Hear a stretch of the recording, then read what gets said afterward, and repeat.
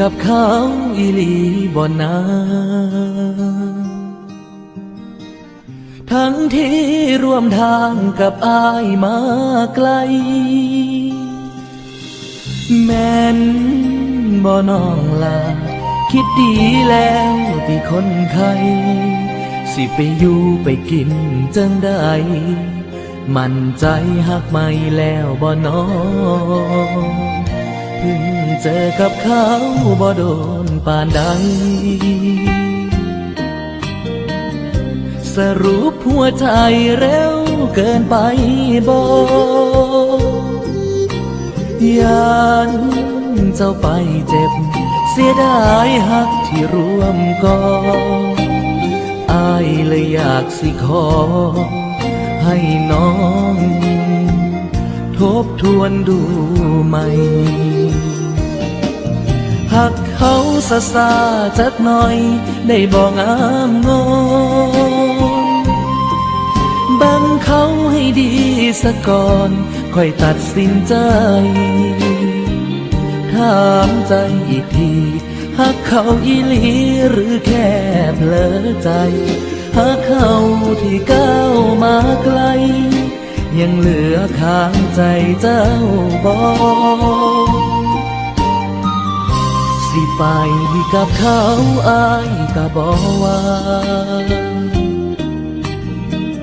ถึงแม้น้ำตาอายไหลมากลอขอให้แน่ใจว่าเขาหักเจ้าเพียงพอเบิ่งอีกจักหน่อยได้บ่ค่อยขอเลิกกัน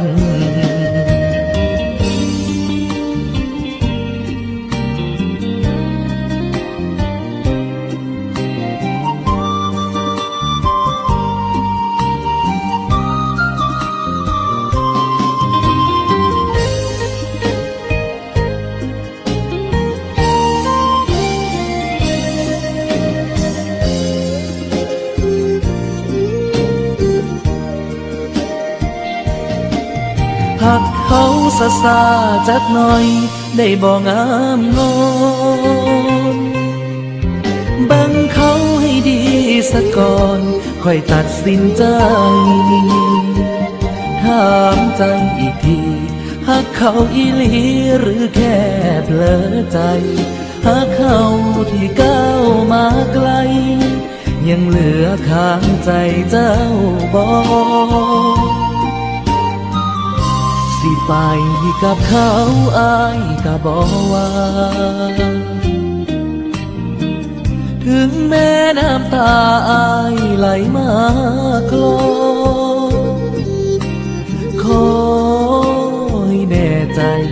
ว่าเขาหักเจ้าเพียงพอเบิ่งอีกจักหน่อยได้บ่ค่อยขอเลิกกันเขาซะซาได้บ่พ่ออายได้เฮ็ดใจทัน